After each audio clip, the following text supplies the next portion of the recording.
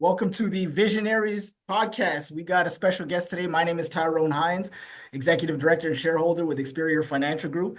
And got a special guest here today, good friend of mine, my brother, family man, man of God. Got, three kids. He's a father, got three beautiful daughters, beautiful wife, Yolanda, who me and my wife had the pleasure of meeting and growing to love. And, we got the first ever executive partner, first ever $1 million earner, Mr. Frank the Bank DeLeo. Let's give Oh it man. to Frank. Tyrone, baby. Tyrone, I appreciate it, man. I'm very excited tonight. Thank you for those kind words. Thank you. I'm speechless, man. I appreciate that very, very much. Thanks, my man. And yeah, you're a brother from another mother. And the beautiful thing about this business is, we're business colleagues, but man, we get closer than just that, man. Like this thing gets real on every level Yeah. when you're in such a business like this. So love you guys. You're a flipping role model to us. And I'm going to tell you later if we get an opportunity, something that my daughters said about you. I'm going to tell you about that a little bit later. Okay. So you're gonna love it. Okay. It's going to be really, really cool. But yeah, man, thank you, brother. And I love you, your beautiful wife, beautiful family.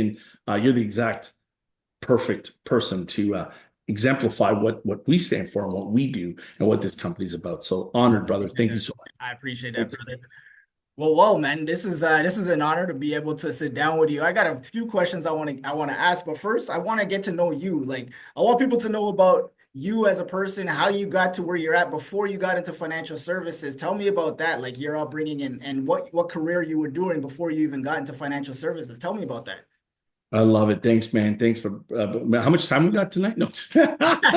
What are we gonna? How long we go for? You know I can go, right? You cut me off, all right? Yeah, don't But worry, I got you. Tyrone, I grew up here in Toronto.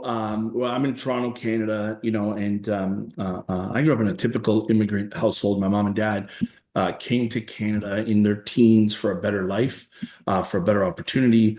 And to raise a family in a better environment, right? And on a side note, Tyrone, I say this often, and I want to share this with everybody on the call tonight. The complete side note, I better turn this off. If you're like me, a first or second generation immigrant or first generation Canadian from an immigrant family, remember the sacrifice our parents made, to come to a new country. And I always share with folks, I always say, honor that sacrifice, honor the sacrifice they made for us. Make sure you make something of yourself because I think about Tyrone, my mom came to Canada when she was like 14 years old. My dad came when he was 18. Now my mom came with her mom and her brothers had already come, but my dad came at 18 not knowing nobody. He rented a room in a basement of a friend of the family that did them a favor. And he literally grew up here, not knowing the language, not knowing the lay of the land, the law, none of that stuff. Wasn't educated here, none of that. 18 years old. I'm going to be 48 this year, and it scares me to think about buying a second property in another country, let alone going right. You know what I'm saying? So, Yep. so I'm a typical immigrant, child of an immigrant family, first generation Canadian. Nice. I grew up in a family where I have older sister, two younger brothers. There was six of us plus my grandmother, seven of us in a small little 1,200 square foot bungalow. But we never went without food. We never went without clothing, roof on our head. We never went without love. We got our butts kicked. That's missing in today's world. But I got my butt kicked. Oh I yeah. stayed in line. Tyrone, I stayed in line. I really did. Like some people are shocked. Like you stayed. I did. I stayed in line because I was afraid of my dad. My dad was gonna whoop my butt, and he did numerous times. And I look back and I'm like, I deserved it, right? So, but anyways, that's the family I grew up in. But lots of love, Yeah. lots of energy, lots of fighting, lots of everything. But I'll say this, Tyrone, I did not grow up with an encouraging word. My Mm. mom loved me. I knew my dad loved me. I knew he did. But it was never, man, you're gonna kick butt. You got what it takes. Go rock and roll and yeah, you can do better. And there was none of that. I never really had that. I'm not blaming my dad or anything like that, Tyrone, because I love my dad. He passed away a couple years ago and I miss him dearly. But my dad did the best he could. So I but I didn't grow up with that environment where, hey, go to school, go to university, make something of yourself. I didn't have any of that stuff. I didn't have encouragement. I didn't have that, right? And Yeah. then I got a job. I always worked, delivered newspapers, sold newspapers, learned how to sell. I always say I learned how to sell in grade six when I was selling Toronto Star newspaper subscriptions door to door, and did a bunch of jobs. And then at 22 years old, I was introduced to my current business partner, our upline, Mauro Arturi, and I was introduced to him by a mutual friend. And that's where the journey began. But I'll stop there for now. But yeah, that's a bit about how I grew up. I'll tell you this. I love sports, played a lot of sports my whole life. Was never really super great at any sport, but I played everything. I was pretty good at everything. I'm a competitor, but Tyrone, I didn't have confidence in my teens, in my 20s, especially. I wasn't that guy that was like, I'm going to go on the field and dominate. I wasn't that guy. I was very insecure, passive a lot in a lot of sports I played, but I didn't have that kind of confidence. So that's probably a bit about who I am. Okay, okay. And you know what, you kind of touched on it a little, but you were doing something before you got into financial services. You talk about it a bit, like you were in a career, because some people that are watching this may think that we need X amount of years of experience in financial services, to become a Frank DeLeo, right? Or the next Mauro Arturi. Like, what were you doing career-wise before you joined financial services? Love it, man. Love it. Love it. It's a great question, brother.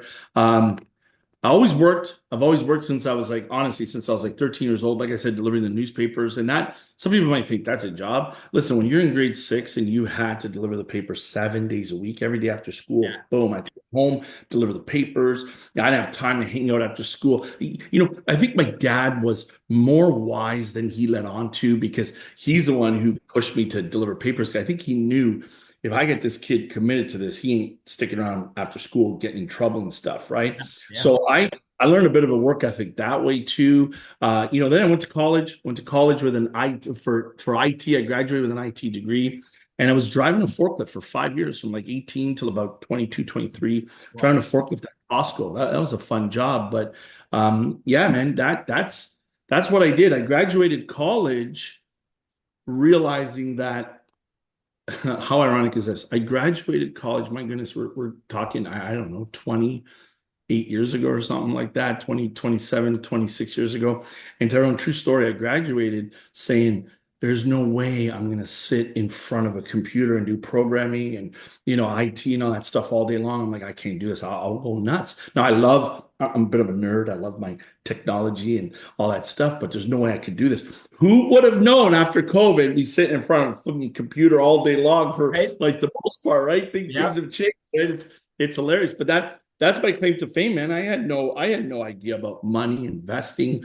I had debt. I had a ton of it. That's all I had. But no, I knew nothing about money. But I'll tell you this, Tyrone. I did know at an early age, like I'm talking like early high school, even before that, I did recognize that I wouldn't have known it as entrepreneurship at the time, but I did know that business owners, and I had some uncles that were very successful. They owned businesses, and I understood that business owners generally or typically, Tyrone, live a bit of a better life than Mm. someone who's an employee, so to speak, right? Yeah. So I did recognize that, and I was always thinking different things. I was one of those guys who was always into doing something different, Tyrone.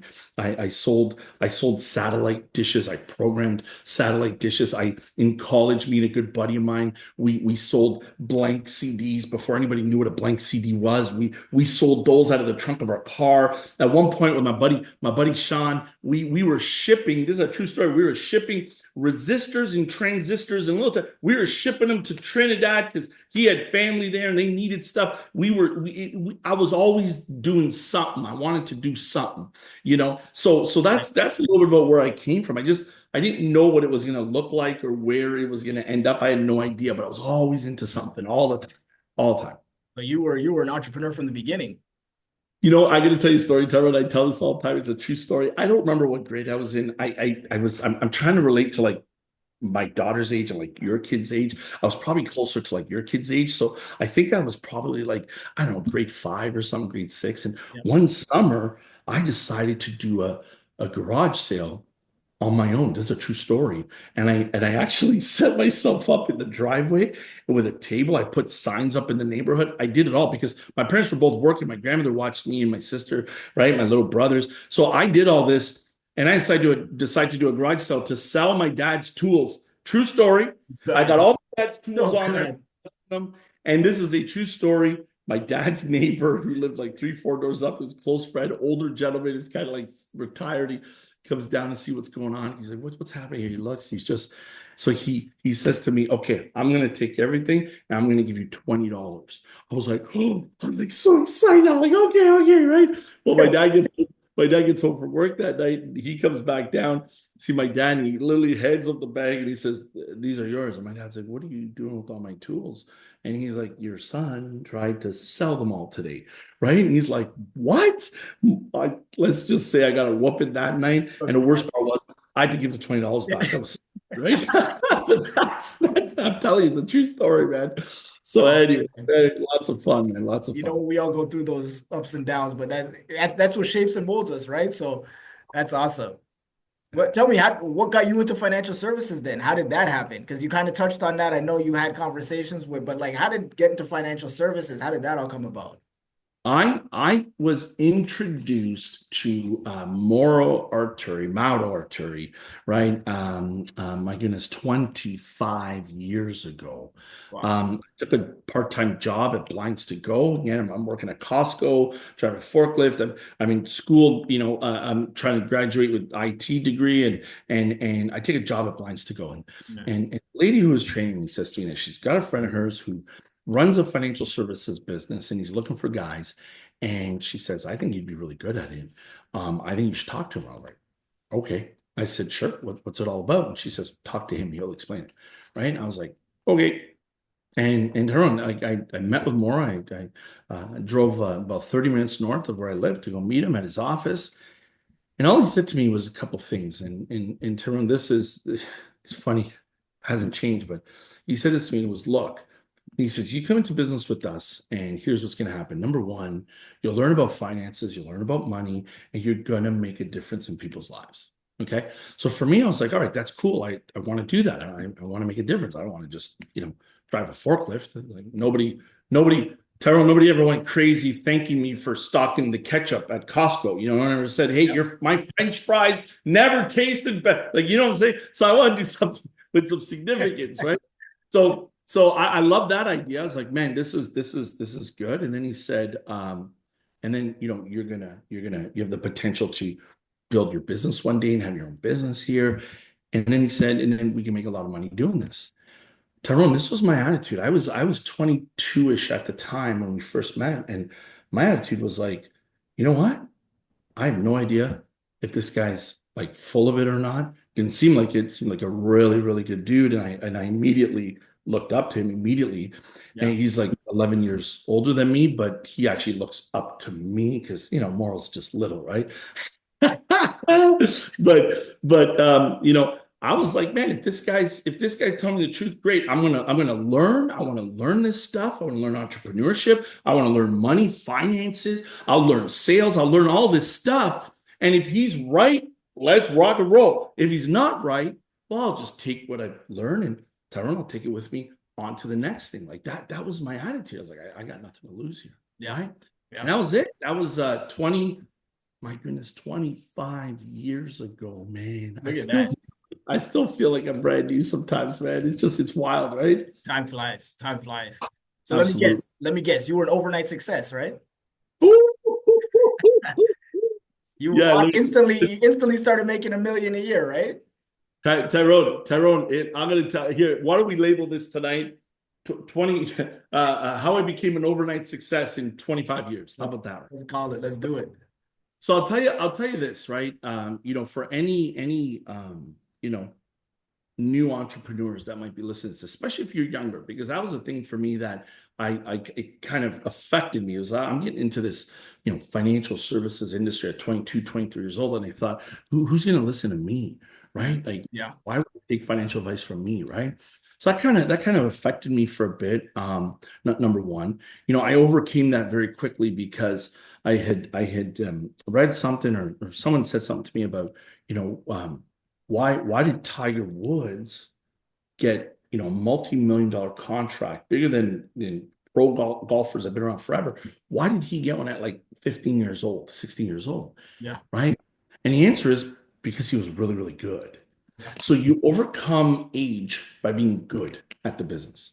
And I became good at the business. I became Well, great at our client process. I became great at the products, the markets, investing money, insurance planning, financial planning. I became great at all this stuff. But Tyrone, I suffered from a couple, you know, uh, human inflictions, yeah. right? Number one is this just this insecurity, this Yeah. wrong mindset where I was always comparing myself to others. I was like, man, I'm better than that guy. How come he's winning and I'm not? Right? What do they got that I don't got? Right? And I suffered from this insecurity in a big, big way. Yeah. Okay, in a big way. And then Tyrone, the second thing was, there's a big shock to the system sometimes for some folks when you go from this employee mindset. Yep. 'Cause I was working, I had jobs, I was working at Costco, I was doing well there, making great money. 22, 23 years old, I was making like 40, 45 grand a year. This is like 20 plus years ago. So I was doing pretty good. Yeah. And you're told when to show up, you're told, what to do, when your break is, how much they're paying you, when you get to go home. Well, they tell you everything, right? So to go from the employee mindset into the entrepreneur mindset, whoa, hold on a second, that's a big shock for some people. Yeah. Kind of was for me because all of a sudden now I get licensed in the year 2000, right? So I'm about to turn 23. I get licensed and I go full time day one licensed. Okay, like I've been full time at this thing for 25 years, right? Well, So Tyrone, was funny because in the beginning, I got to tell you, my mama, and God bless mamas, right? Because there was times where again, this is a true story where I'd be home and my mom would, she might come home from work early or she'd maybe work in an afternoon shift because she worked part time, and she'd like come knock on my door in my room, and I'd be like, "Yeah, mom." She's like, don't you don't you have to go to work or something? Don't you have somewhere to go?" And I'm like, "Ma, I'm a business owner. So I'm in business, right?" I'm like, I get to come and go as I please. yeah. I do what I want, right? And this is what I would say to my mom. And she's like, "But is the money coming in? Are you making money? What are you doing?" Right? So she's freaking out. My Yeah. parents are freaking out. Tyrone, this is a true story. In my very first office, we had like a Tuesday night kind of meeting where we did some training and in the evenings, and some of our part-time agents and such we'd have them come out. And this is a true story in the beginning. My mom and dad would be like, my mom would be like, "Frank." I'm like, "Yeah, mom." Now my background's Italian, if people didn't notice. My mom would be like, "Frank, what do you do at the office when you go there, like on Tuesday nights?" I'm like, "Mom, we have a meeting, we have training, and we bring clients and we have like a seminar." "Are you sure?" "What are you talking about? Why are you asking me this?" She's like, "Your father thinks you're going there to play cards." About, right? Are you kidding me? But Tyrone, I say this because I didn't give my parents any confidence that I was, blowing and going, that I was rocking and rolling. I wasn't. I was lazy, man. I thought like I'd arrived with before arriving. I wasn't. I didn't realize that there was a lot more work involved than Yeah. than I was prepared for, Yeah. right? Because that's the thing about entrepreneurship. That's the thing about controlling your own time and being your own boss. Man, it's wonderful. You get to call shots, but you're the one calling the shots. Yeah. It's not someone else doing it for you. And most of us, unfortunately, are built and designed, Tyrone, where we're used to others telling us what to do in Yep. exchange for a paycheck. And for some folks, that's a culture shock. That takes a bit of time to adjust to, right? I suffered from that. I suffered from that in a I've gone through big, that too. big, Yeah. yeah, man. Yeah, man. So those first few years, whoo, it was tough. It was really, really, really tough. Now, thank God I lived at home still, Yeah. but I was still just barely getting by because I needed to adapt. I needed to grow. I need to work on me. It had nothing to do with how much I knew or how good I was at the markets or how much I knew about insurance. Nothing to do with those technical things. It didn't even matter how great I was at talking to someone, Tyrone, and asking the right question. If I wasn't applying myself and if I wasn't working and doing the work, none of that stuff mattered. That's huge, huge points. Huge points. Now you mentioned something. You said that earlier on you suffer from insecurities, and a lot of us do, right? Which is why a lot of people are hesitant to get into this industry. They don't want to talk to people because they're kind of reluctant. Like, am I going to give them the right advice? What am I? Who am I to talk to them about their finances? What did you do to break that, to get out of that? Man, man. So, it's a combination of a few things, Tyrone. Like if I look back, right, I didn't make a average working wage. I'm going to just call it like that in this business probably until my fifth year. Okay, remember I was full time. So it wasn't until like my fifth year that I started, making what we would call like a average income, 40, 50 grand a year. And again, we're going back like, again, 20 years ago, right? So it wasn't until my fifth year, like, it was tough those years. And couple things though, couple things, you know, happened that started to shift my thinking. Okay. Number one, Tyrone, I don't know why. I'm not gonna lie to you guys. I don't know why, but Tyrone, we've had this conversation in the past before. Tyrone, I refuse to quit. Yeah. I don't know why. I don't just quitting wasn't things got tough. I Mm, was trying to figure out how to use one credit card to make a minimum payment on another credit card, and hopefully yeah. that would get cleared up, and then I could pay the line of credit, and I could figure things out.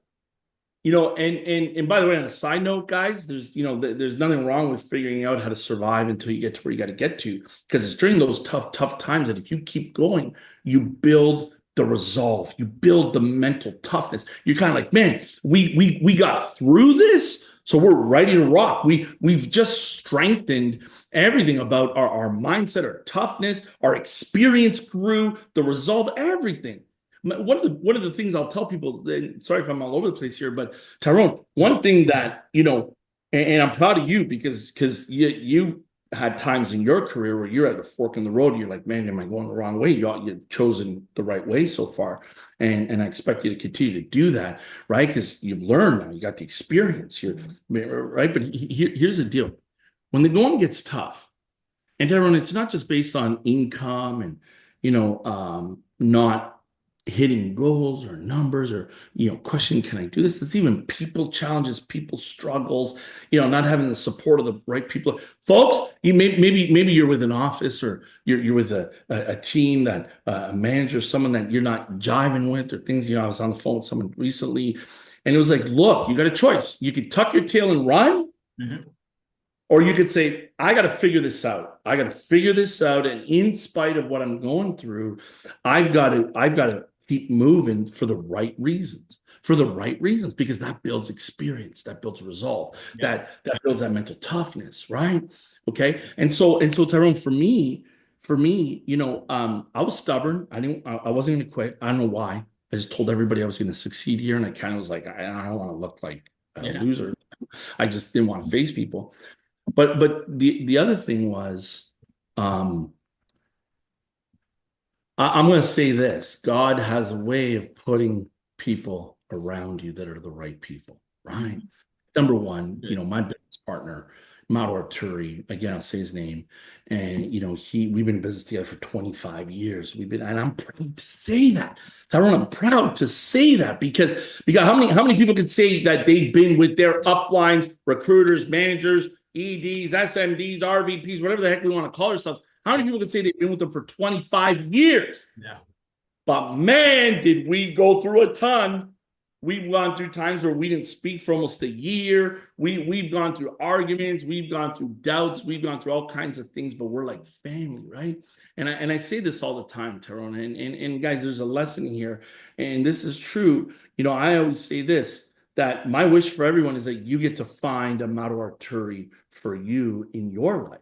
because God's got a way to put the right people around you that are going to help you. Okay. Number two is, my incredible wife. My incredible wife, Yolanda. If it wasn't for her, I wouldn't be here. There's Mm. there's there's no doubt about it. Yeah. Every partner, Tyrone, has a role to play. Let me tell you, going back to your original question, I'll never forget this. Yolanda and I got married in 2005. It's my fifth year in the business, and I tell everybody all the time, we bought our first home 2006, moved in, and I say we bought our first home, but no, she bought it. She bought her first home, and she let me live there. The truth, right? And it's true, right? Because I brought here's what I brought: a lot of dreams and a lot of debt. That's what I brought to the relationship. Okay. But you see, I'll never forget, Tyrone. Yolanda said to me, it would have been we moved into the house in 2006. It would have been August or September 2006, and we're having a discussion, and I can visualize, I can see it perfectly where I was sitting, where she was standing in the kitchen, and we're having a discussion about money, and it wasn't positive. And she Mm. was the breadwinner. She was kicking butt, very successful teacher. Here in Toronto, teachers can make very good income and get like a specialist degree. And they wanted her to be like a principal and all that stuff, right? I'll never forget, we're having this conversation, and she says to me, Tyrone, she says, are you gonna get going or are you gonna get going? Wow. And I'm like, what? And she's like, do I have to worry about money for the rest of our lives? Is this how it's going to be? And everyone, look, man, teach their own. I'm not telling anybody the way everything's supposed to be. But for me, Tyrone, I think you and I are similar this way. Yeah. I'm old school. I'm old school, right? Like I'm old school. So the man is supposed to take care of the family. And Yolanda and I had dreams and a vision of how we were going to raise our kids. And mama's going to raise the kids. And that was our dream. Hey, everybody teach their own. But Yep. that was us. And this to me was like just like right here, just like she doesn't she doesn't believe in me. She's scared. Oh my goodness, what am I doing? And Tyrone, that was the catalyst that turned things around for me. Within a few years from that point, everything started to change. Income started to grow. The agency owner equivalent type Mm. of my Yep. last firm. Within a few years after that, hit the six-figure income mark. Like everything started to turn, right? So Tyrone, for me, my advice that I give people all the time, you got to have the right people around you that will love you, support you, and kick your ass when you need it. But they're also going to be there to like Mauro was there when I was down and out. He was there to help pick up the pieces, right? Yolanda was there counting on me, relying on me, kicking my butt when I needed it. And that's when things started to change a bit for me. And now again, Tyrone, for the record, I'm not this guy who built something big super fast. I'm not the guy who Yep. within 2-3 years, I'm an intergalactic superstar, hero, master of the universe. Blah. I wasn't that guy. It took me 10 years in this industry full time until I made my first $100,000 in a year. Mm. 10 years, man. Okay. But I didn't quit. I didn't quit. I thank God every day I didn't quit. Okay. Yeah. So the first lesson in your question there, Tyrone, you can't quit. You just if you're doing something that you really feel that, man, I love what I'm doing. I love Tyrone. I still love 25 years in the business. I still love sitting kneecap to kneecap with my clients. I still love it. Right. I got a client who called me the other day. A wonderful client, longtime client of mine in his 80s. God bless him. I love him so much. And called me because he's having a problem with his emails and his computer.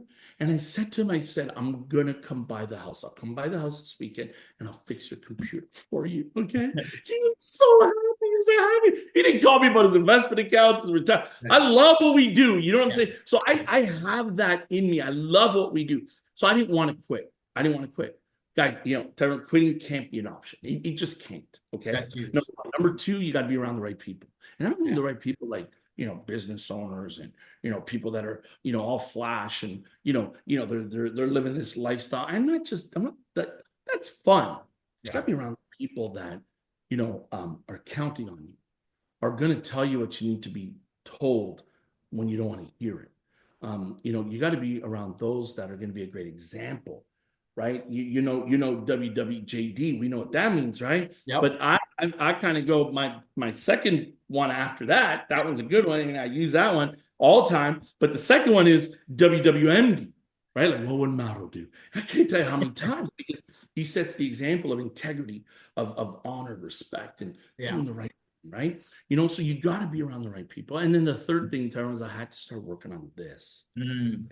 That's Really, yeah. it was after that kind of 10-year mark where I really recognized that it's my self-talk, it's my attitude, it's the way I see things, it's my belief in myself. Mhm. We could respond to things and be like, man, this isn't fair, this isn't right. Why is this happening to me? Instead, we should be responding, going, hey, that's great. That ain't affecting me. I'm moving on with my life. Yeah. Right. And recently, I had a conversation with someone who was upset about something about someone, their leader, this, that. They weren't happy. And all of a sudden, they're telling me they're financially affected and things aren't going the right way. And financially, this, that. I'm like, whoa, whoa, whoa. How can you allow someone that you might not be getting along with, or things aren't going well? How could you allow them to put you in a position where financially you're not going the right way? Are you kidding me?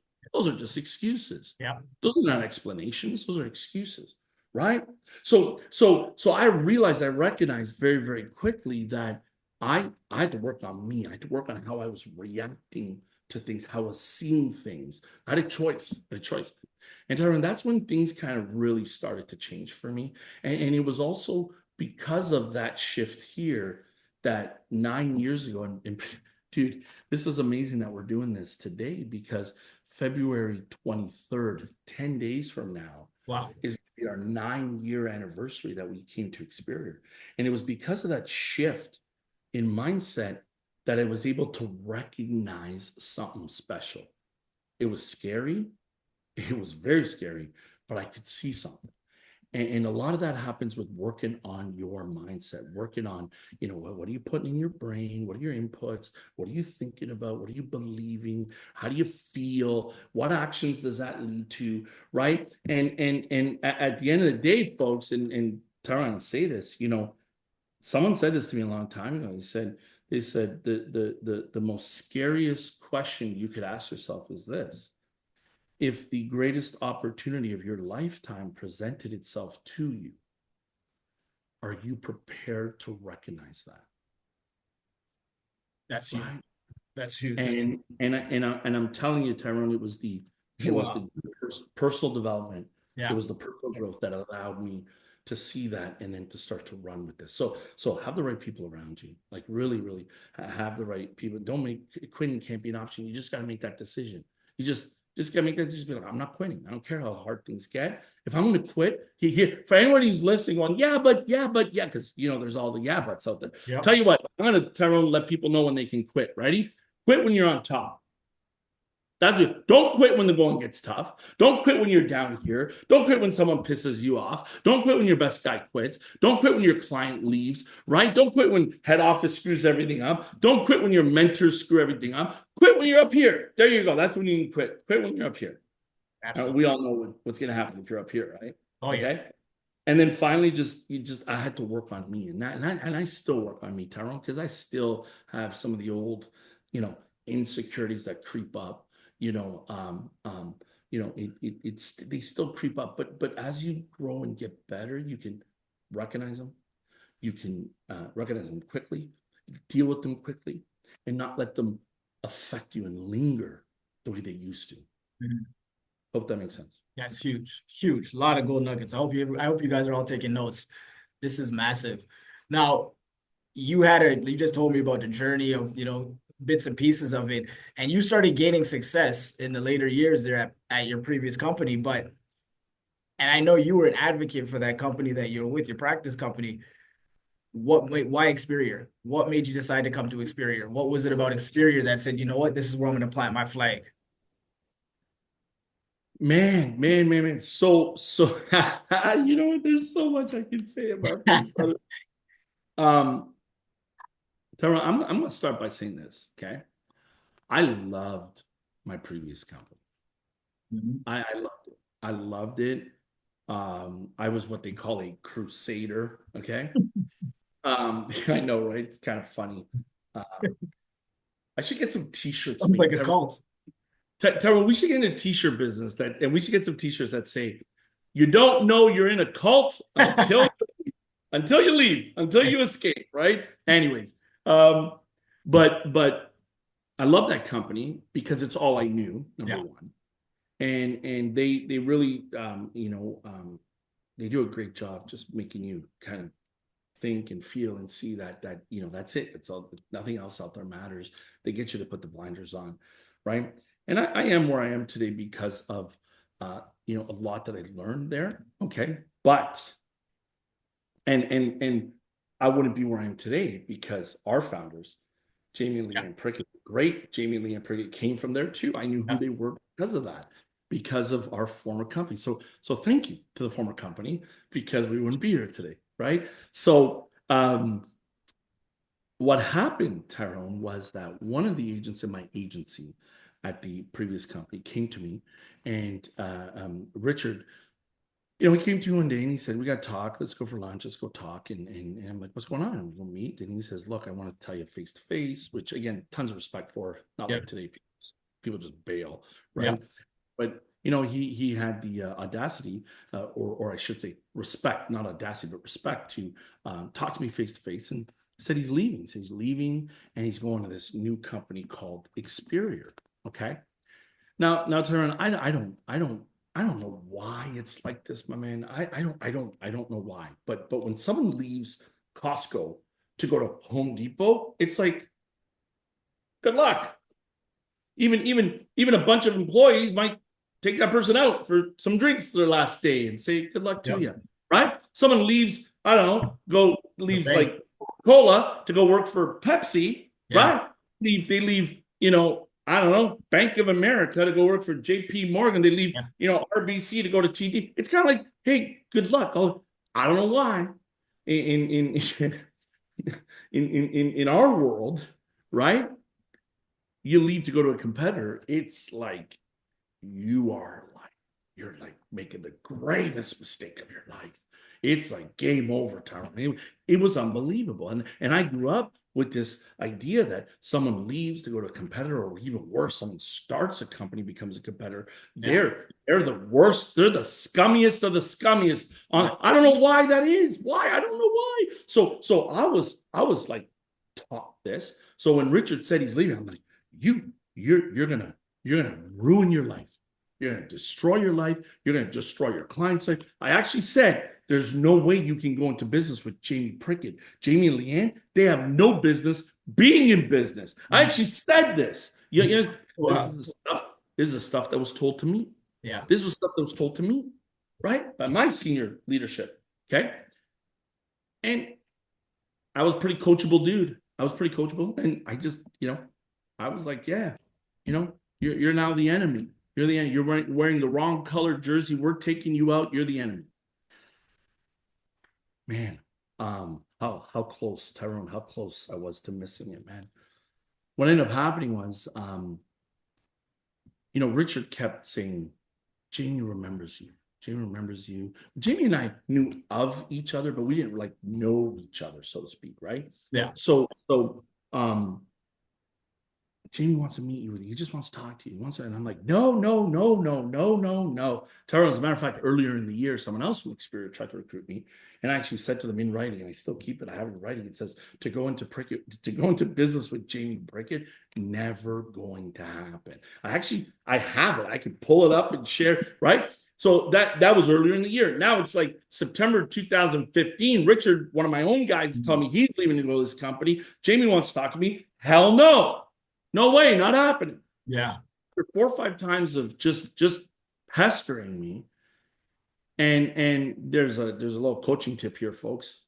Work with your coaches when you're trying to talk to certain people, because Richard, I had no idea, was being coached by Jamie. Jamie's like, if I remember Frank playing into his ego a little bit, and this, so Jamie's coaching Richard to say to Frank, Frank, you're a numbers guy. You're a technical guy. You know the numbers. Let's meet. Just review the numbers. If the former company's better, I'll stay. Like if our current company's better, I'll stay.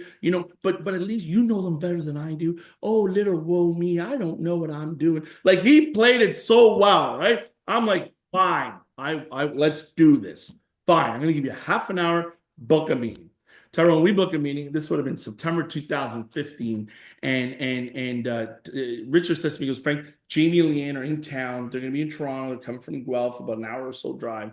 And, maybe you want to bring Yolanda. I'm like, yep, I'm bringing Yolanda. Bring my because, it's true what they say. Women they're just smarter than us. They got this, You like, pick up on things. Yeah. they got this intuition. So I was like, okay, Yep. babe, I'm like, you just got to turn that special thing you have, turn it on. And, these people, right? Check them out. We go into this meeting, Tyrone, September 2015. And it was supposed to be a 30-minute meeting, and it turned into a 4-hour meeting. Okay. This is true, brother. I went into that meeting to save Richard. I thank God every day Jamie went into that meeting to save me. Look at that. That's huge. Okay. Wow. And I wasn't friendly when we started the meeting, Tyrone. I was very hostile because I'd been told lies about Jamie, and I went into the meeting starting immediately with those lies and saying, this is what I've been told about you. Why should Richard go into business with you when you're this kind of person? And I was bad. I was a jerk, bro. My wife, Yolanda, turns to me. She was shocked. Yeah. Now, for the record, Jamie, I don't know if you're listening. I don't know if you're watching. I didn't know you were like this Olympic level wrestler. So please never hold that against me, because Tyrone, he would have whooped my ass. No problem. I didn't know till after. And I remember when I learned this a few months later, Yeah. that I realized I saw the cauliflower ears. Yeah. I'm like, I remember it was like 4 or 5 months later, and I'm hearing Jamie talk about his Olympic wrestling career and how much he got there almost, and all this, and then one day I'm like, I'm sorry, and he's like, what? I'm sorry, and he's like, for what? I'm like, for what I said to you on our very first meeting. Please don't hold it against me. We're laughing, right? So I'm like, I didn't realize you would have whooped my butt bad that day, so it was so good, right? But he handled it like a stud, like a champ. Him and Leanne did not react. They stayed focused on the message they wanted to deliver. And Tyrone, that's another key factor. And I suffer from this. A lot of us do. Yeah. Where sometimes we get sidetracked. People kind of get all up in our grill, so to speak, and get us off our game, and then we lose track of the message we want to deliver. Right? Jamie didn't do that.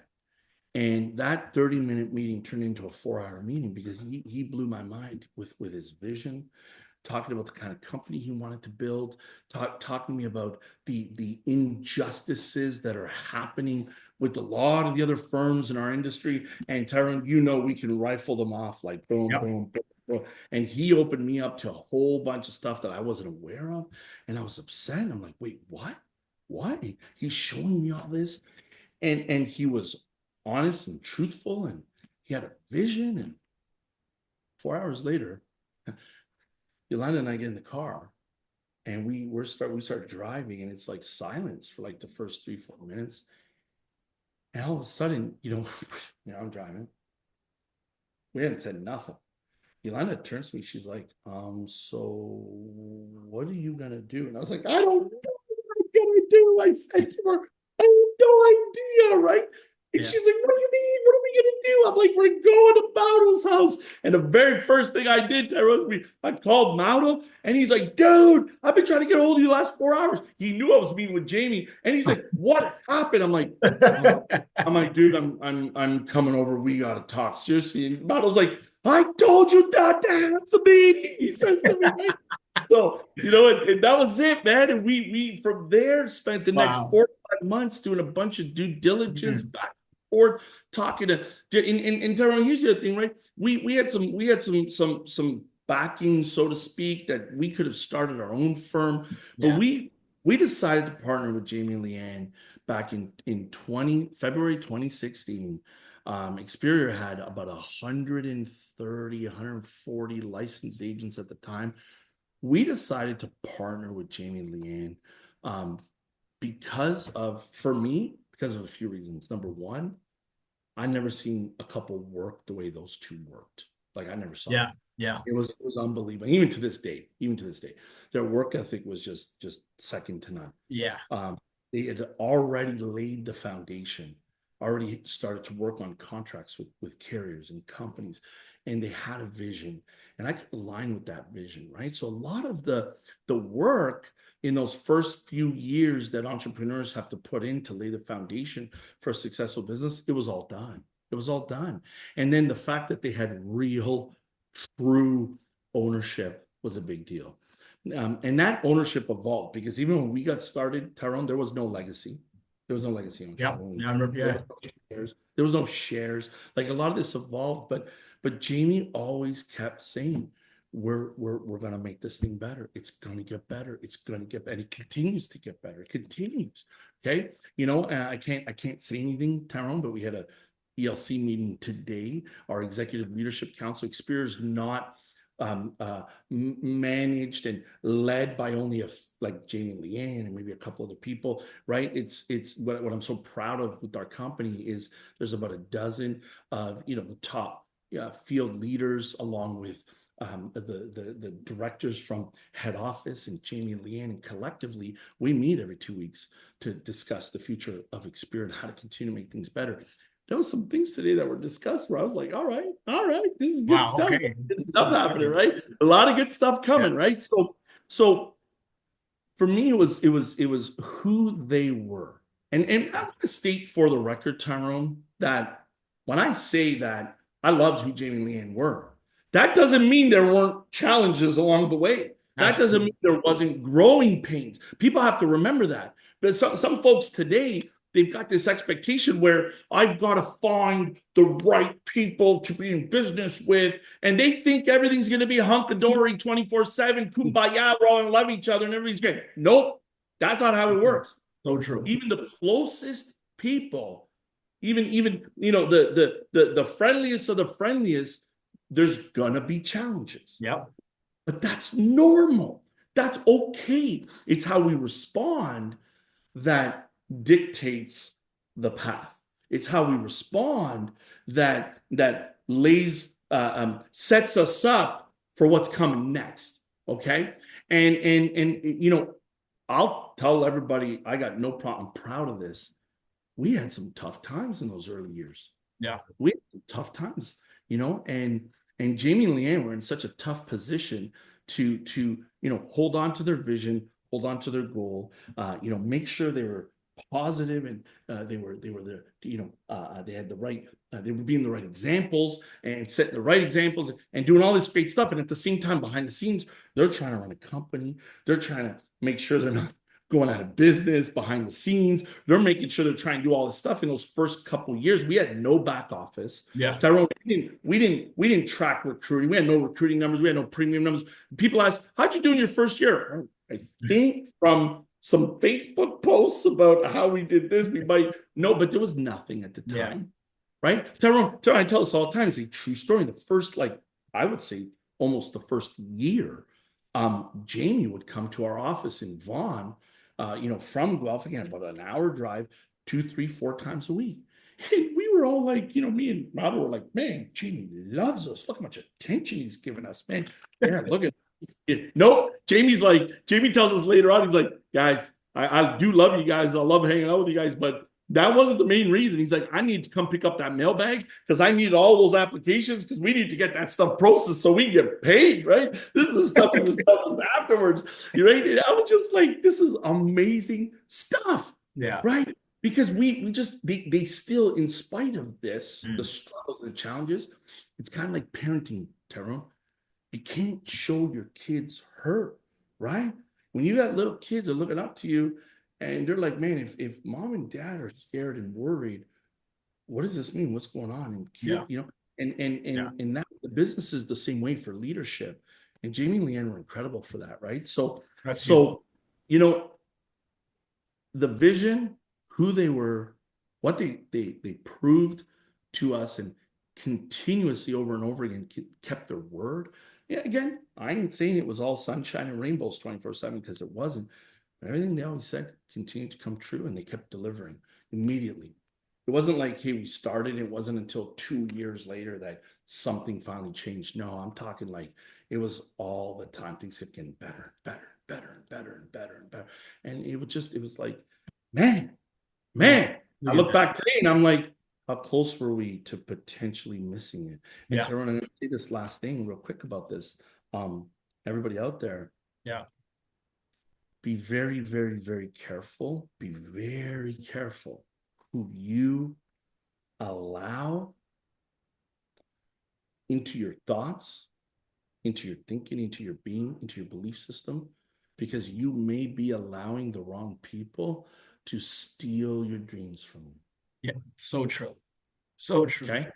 You got to That's a be huge point. very, very careful, right? What's that old saying that oh, I forgot the saying. Something about um that road, the road of the road to something is paved with good intentions, or I forget that old saying. Someone's gonna type it in the chat for me and we can say it, but you know, um, we got to be very, very careful, right, folks? We can't just react in songs. You gotta pay close attention to what's happening around you, and when your values align the right way with the right people, and you got the right people around you, magic happens. Magic flipping happens. That's so good. So good. Wow. That's awesome, brother. I don't even know what to start, man. That's amazing. Well, I only got a couple more questions for you. We got to do a part two to this because there's a lot more I want to ask, but just for sake of time, I'm just gonna ask you a couple more questions. But what's a piece of advice that you would give to your younger self, your younger you, the younger person that's coming out, right? What would you say to that person? What would you say to your younger self? Oh my goodness. Um,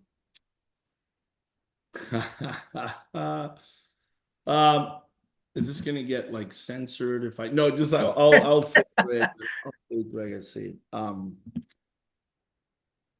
Grow a set of Hmm. guts. How about that? Have more guts. Yeah. Have more guts is number one. Put yourself out there.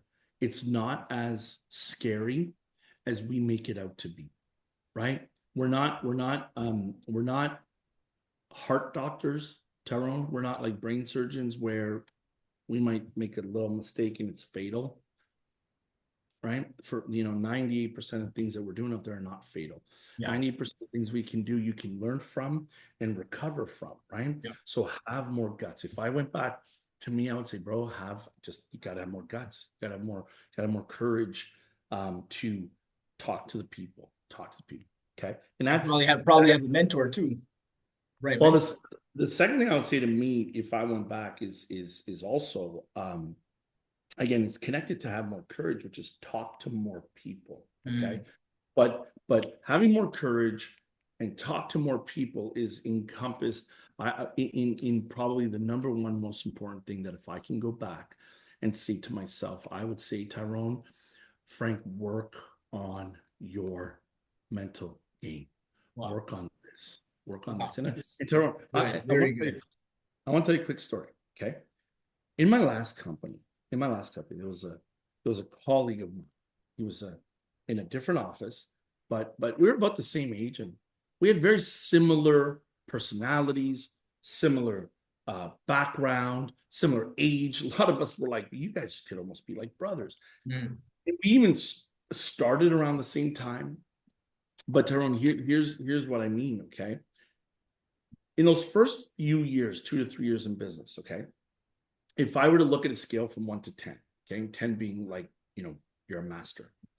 When it came to the financial products, when it came to the markets and insurance planning, doing a great needs analysis and, really talking to your clients about the financial aspect of the business, in those first 2, 3 years, I would have been like a 7 or 8. It's pretty good at that stuff.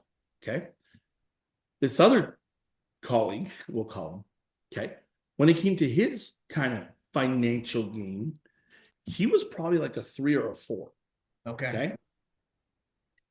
But when it came to belief, confidence, okay, Work ethic, on a scale from 1 to 10, this guy was like an 8. He was like a Wow. 7 or 8. Wow. I was like a 3. And in those first 2 to 3 years, this guy had, hit big promotions. This guy made like over 100 grand his first year, second year. He was up to like that second or third year, he was up to like 300 grand of income, getting recognized, getting up on stage. And I'm sitting here going, but I know more than him. Wow. You should hear this guy talks about the markets. He's a dum dum, right? But but but if I could go back in time, right, Tyrone, I would have said to myself, Frank, it ain't just about the financial game. Hey, that's part of it. But we got to get to work on the belief, on the confidence, on what you believe about who you are and what you deserve and what you're capable of, right? That's what I would have gone back in time and shifted. Because if you could take both those things and bring them up, it's game over. You're done. You're It's time game to over. become $1 million earner right there. That's exactly how Wow. you do. Okay. Wow. That's what I would say to myself if That's I want. that's huge, man. Look at that. Like I said, man, I got so many questions, but these are such gold nuggets. This is amazing. I got one last question for you. I asked Jamie the same thing, and obviously, because you and I we work closer together, so it's gonna come from a different angle, but it'll probably be on the similar standpoint as what how Jamie responded. But what do you need to see from me, Melissa? What do you need to see from us to grow more in the company, to add our contribution to Experior, to the FML hierarchy? What do you need to see from us this year and then obviously going forward? Easy, easy. You might not like my answer. Go ahead. You ready? You're a man of God. You're not only a man of God, you live that as an example. And I love it. And I learned from it. Okay. And I know that your level of faith, Tyrone, is through the roof. Okay. Have faith. Yeah. Okay. Have faith. Okay. You need to have faith that you're going the right way, that great things are going to happen for you, that you're going to be that influence that you want to be for your family, which you're already kicking butt for your family. The story about you and where your family was and where you guys lived and what happened, the crime, the gunshots, and you said to me, I'm done. I'm getting my family out of here. Tyrone, you put your head down, you made a decision, and I think it was 18 months later, less than 24 months later, you picked up your family and you guys moved into a wonderful, beautiful community, right? So you put your head down and you're like, man, I needed to do this, and you did it. Okay. So you got to have that same type of faith that, Tyrone, you've got what it takes to do that. You've got what it takes to go to the next level, man. Okay. And that's it. You've got, hey, listen, you got the skill set. You don't need to learn more about the finance or scripts or presentation or what you got to do. It's up here. It's up here. So when I say have faith, yeah, have faith in the big man. He's taking care of you. But I also want you to have faith in your goals and dreams, brother. I want you to have that imagination of what it's going to be like, the role model you're going to be for your family, your beautiful, beautiful, beautiful kids, right? But your community, you got to start to dream bigger, man.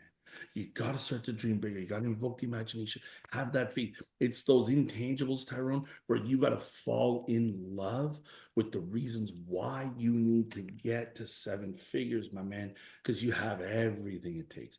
You have the higher power backing you up. You got Melissa, who's not like my wife. She's gonna whoop your ass. Okay, so you're good, right? And then you got the beautiful family. You got your team. You got your business already. Tyrone, you got it all. You just gotta smile and say, I gotta get to work because it is going to flipping happen for me. The faith, the imagination, dream big, and do the work. I know you know how to work. Do the work, bro. That's all you gotta do. That's it. That was it, man. That was huge. That you know what? We're gonna end it right there. That was amazing, brother. I appreciate that. Man, I'm gonna be taking so much notes. It's gonna be a big year for all of us. I'm super excited. We got to do a part two to this. Thank you everybody for tuning in. Thank you, Frank, for jumping on this. This was awesome, man. And yeah, I hope you guys took a lot of notes. gold nuggets were just getting thrown out there left, right, and center. It smacked me in the face a couple times. So I'm excited for this. This was huge. I'm gonna listen back once we're done here and yeah, get to work. That's what it is. Love it. Tyrone, thank you. Honored to be here. Thank you. Just so happy when you asked me to do this. Thank you. Thank you. Thank you. God bless, brother. Yeah, you Appreciate too, it. brother. My pleasure, man.